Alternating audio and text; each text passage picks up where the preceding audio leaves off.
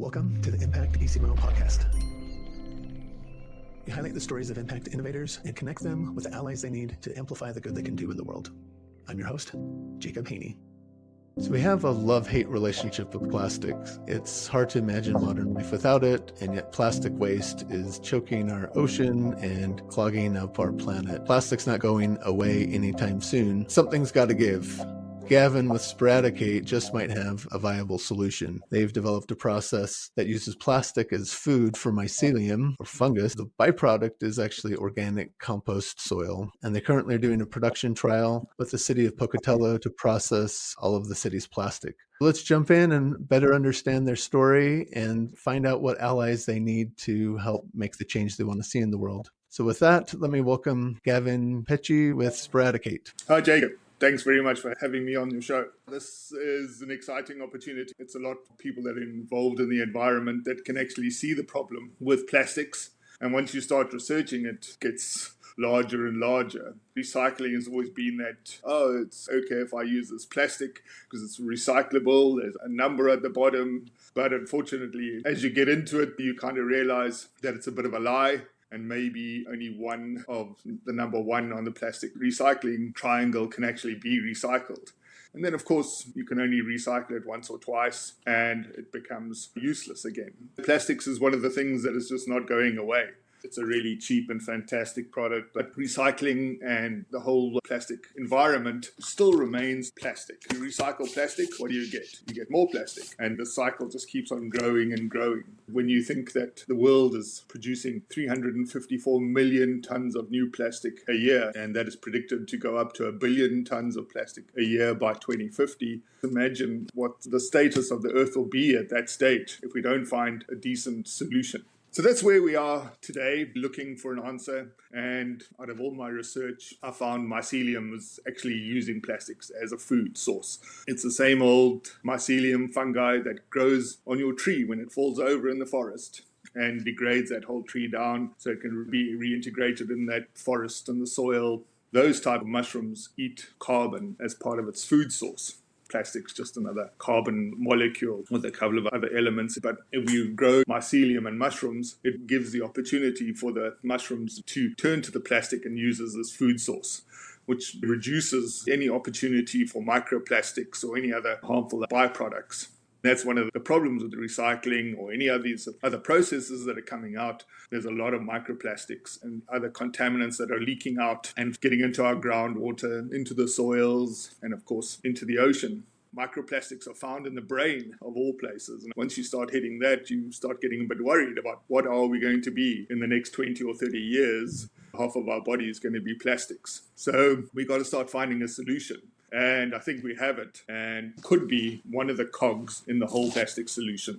You're no doubt a fun guy, but how did you come upon this technology? It's a bit of a wild story. I was in Guatemala and we were on a banana plantation. It was interesting to see how this farm was quite eco-forward. They were chopping down bits of the plants and using earthworms to break down some of the outstanding banana plants that were causing trouble for them to break down quicker. There was this blue plastic covering the fruit as it grew. I said, where does the blue plastic go? And they were a bit sheepish and they said, unfortunately, they can't recycle that plastic. It was too much effort to bring that plastic back into the processing unit and then ship it out again. So the reusability of that wasn't good. Unfortunately, it turned out they were throwing this plastic into the river and washed out into the ocean.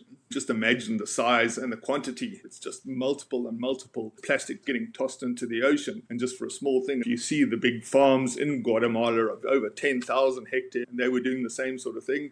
This is just a massive, massive problem. Where did this technology come from? After I came back from Guatemala, I was in a pub and met a ecologist, and he said, did I know mycelium, mushrooms, fungi break down plastics? I was definitely not a believer and went back home and did a bit of research. And in 2014, Yale did a great study of the degradation of plastics using various types of oyster mushrooms. Within 120 or 150 days, they were able to degrade this plastic. And that kind of started my thought process. Yale put this publication out there. Who else has got this technology? As you explored it, multiple universities around the world are doing this research, but no one else was actually commercializing the opportunity. And there are definitely times when I think I'm being a bit stupid because the problem is so huge. We can't solve the plastic problem today, but maybe in 2 or 3 or 4 years, we should have a good head start and making impact where we need it to be. If this technology information is widely accessible, why haven't other people adopted it? Or what are the barriers right now to commercializing this? That's always been an interesting part of the university and research life. All these great researchers out there dedicating their life to research. But when it comes to actually turning it into a commercial opportunity, it's where it falls down. They don't have the skills, they don't have the interest, they're interested in research, they're a focused group, and their focus is solving problems, but that problem can stay on the shelf for many years, and that's as far as it goes. If you can partner with universities and researchers, you can find so many solutions that you can take to market. You just have to be the yes man, as I call myself. Will you do this? Yes, I will. And away we go. You get support from all the researchers and the universities and great solutions for present day problems. In your mind, how would you respond to the skeptics that say, is this technology actually scalable? Can you actually make a dent with this? Maybe one city in Pocatello can do this, but could we adopt this worldwide? Absolutely. That's one of the issues that we came across. And the basis of our smaller, efficient processing units that can process 20 tons of plastic a week. If you were to go into Pocatello, they do just under 20 tons of plastic a week. We can degrade all their plastic in 1 week. That facility will just be standalone. As we get into bigger cities, say we come up to Portland, where the population is a bit higher, and maybe you've got 100 tons of plastic a week. So for ease of use, we're thinking, okay, instead of just having one facility, we have 5 separate facilities that continue to do the 20 tons of plastic a week. Basically, it's a measurable, understood, researched component where we can deal with that 20 tons a week, and the multiple of that will then increase the volume of the degradation on a monthly basis. And it saves on transportation. You can allocate them into different parts of the city, so your transportation for your recyclables is much more efficient. Fill in the blanks for me on this question. If we only had X, then we could do Y. What are you trying to accomplish and what do you need to get there? At this stage, more time. If we had more time, we could solve a bigger problem at a faster pace. That is the situation we're facing. I have to wait for summer for the plant to operate in Pocatello. That's another 3 or 4 months before we can start. Then once we get that up and running, that has to operate for now 6 months. So I can show everyone that that's working. And once I've got that out, I'm going to start rolling it out to other cities. Once I start rolling it out into cities, I won't be able to come to all the cities at one time and say, hey, here we go, let me build millions of dollars worth of plants around your city. It'll be basically saying, sorry, I'll be coming to your city in maybe 5 or 6 years. So it's a slow process. But if you're going to do something right, take the time in the beginning and make sure that you've done the right research instead of grabbing a whole lot of opportunities that you can't fulfill. Talk to me too about some of the other applications outside of plastics for mycelium and the potential there. As we go into this adventure of mycelium, it's amazing the actual properties and the resources that it can provide. So currently, we've got an environmental arm of our business. We are using trees infused with mycelium at a seed stage where there's a symbiotic relationship between the trees and this mycelium. As they grow, it absorbs nutrients and problems out of the soil and stores them in this tree. Some of the contamination that it deals with, serious heavy metals, even arsenic, big problems that you don't really think about. We've got a couple of great test sites in Butte, Montana, that's had hundreds of years of copper mining and some of the largest contamination on the planet. You can plant these trees and you'll find that the first 6 years it'll absorb a lot of nutrients, but that'll continue absorbing nutrients and contamination for over 100 years, depending on which type of tree you use. It's that continuous remediation of that land for a 100-year solution. Definitely hope I won't be around in 100 years, but I know that I've started something now that will continue to make generations be able to live in better conditions, make the soil health a lot better, and then create sustainable earth in the future. Yeah. So what would an ideal connection be for you right now? We're always looking for people to say this is something that they would like to get behind.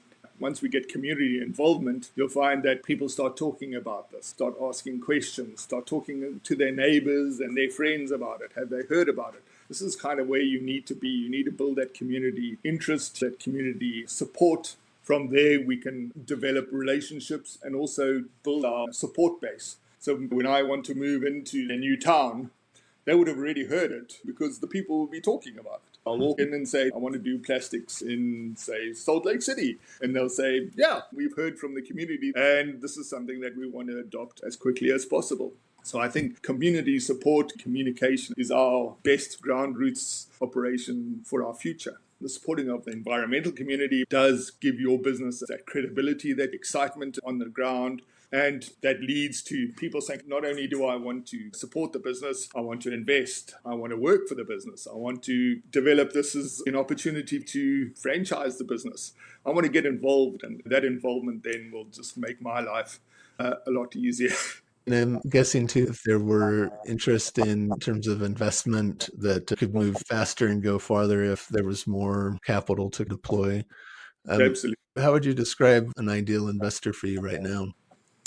An ideal investor at the moment would be somebody that can see the long-term benefit. I mean, it's a lot of research still to be done, a lot of time that takes to develop these mycelium bunkers where we're going to be degrading the plastics. So it's that faith that they are changing the world one small step at a time and not really saying, oh, well, where's my return? Because our business is that long-term vision and the results are not immediate, but our solutions comparable to great returns. So let's put that into a financial aspect. At the moment, I'm dealing with two, one outside of Pocatello and one in Butte. A small component of those have allocated $150 million for remediation of that land. So I turned 1,340 Superfund sites at a minimal investment to basically a $201 billion possibility.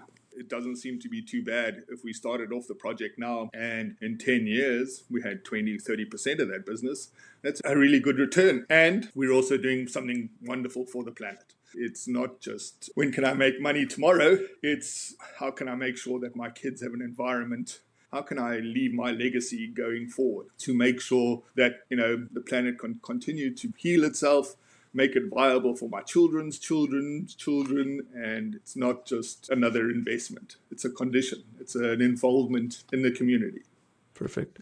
So if someone was interested in learning more about Sporadicate, where would you point them? Definitely to our website. There's a lot of contact details on that. There's a wonderful video that somebody did. And really, it has changed everything about our business. So if you've got an extra 5 minutes to watch, that really tells our wonderful story and what are our next steps. From there, reach out and contact us just to say, hey. Fantastic. Excited to see where you go with this and would love to see more momentum and this solution starting to make a difference for us and for everyone. So thank you for the good you're doing and keep up the good work.